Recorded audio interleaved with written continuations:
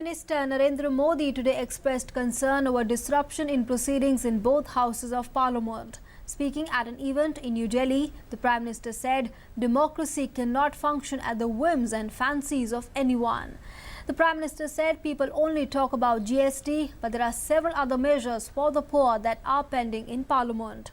Prime Minister added the government wants to make India's development journey a Jan Andolan and that everyone must feel he or she is working for India's progress. इस बार parliament न चलने से एक बात की तरफ ध्यान नहीं जा रहा है।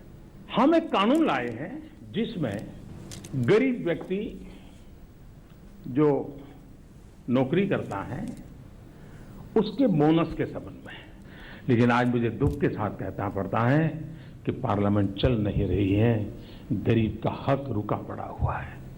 और इस अर्थ में लेकिन चर्चा क्या होती है? जीएसटी और पार्लियामेंट, जीएसटी और पार्लियामेंट। अरे भाई, जीएसटी का जो होगा सब मिलकर के जो भी भागेगा, भारत का भाग्य तय होगा, लेकिन गरीबों का क्या, सामान्य मानवी का क्या? और इसलिए हम संसद चलाने के लिए इनके लिए कह रहे हैं। लोकतंत्र में संसद से बड़ी कौन सी जगह होती है जहां पर वाद विवाद, संवाद, विरोध सब हो सकता है, लेकिन हम उस इंस्टीट्यूशन को ही नकार देंगे तो फिर तो लोकतंत्र के इन पर सवालिया निशान होगा। The Prime Minister said the definition of democracy cannot be restricted to elections and governments only. The Prime Minister said the government wants to make India's development journey a Jan Andolan and that everyone must feel he or she is working for India's progress. अगर मतदान तक सीमित हो जाता है, सरकार के चयन तक सीमित हो जाता है, तो वो लोकतंत्र पंगु हो जाता है।